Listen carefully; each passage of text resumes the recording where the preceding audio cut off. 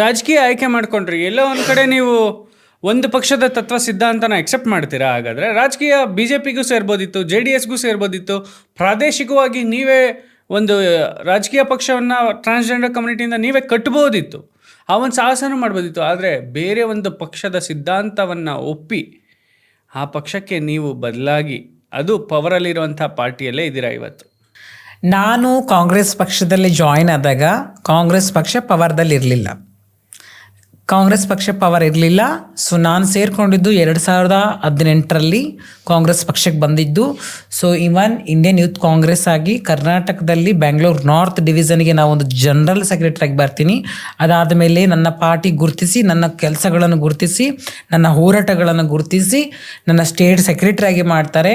So state secretary ಆದಮೇಲೆ ನಾನು for the first transgender Indian youth congress in history national level politician and youth ಕಾಂಗ್ರೆಸ್ಸಲ್ಲಿ ನಾನು national ಮಟ್ಟದಲ್ಲಿ ಹೋಗ್ತೀನಿ. ಬಿಕಾಸ್ ಆವ ಟೈಮಲ್ಲಿ ಕೂಡ ನನ್ನ ಕಾಂಗ್ರೆಸ್ ಪಾರ್ಟಿ ಅಧಿಕಾರದಲ್ಲಿ ಇರಲಿಲ್ಲ.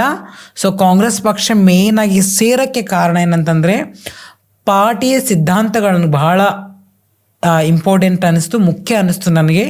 ಯಾಕಂದರೆ ಅಲ್ಲಿ ಎಲ್ಲರಿಗೂ ಸಮಾನವಾದ ನ್ಯಾಯವು ಸಿಗ್ತಾಯಿತ್ತು, ವೇದಿಕೆಗಳು ಸಿಗ್ತಾಯಿತ್ತು. ಆ ವೇದಿಕೆಗಳನ್ನು ಕೊಟ್ಟಂಥವ್ರು ಶ್ರೀ ರಾಹುಲ್ ಗಾಂಧೀಜಿಯವರು.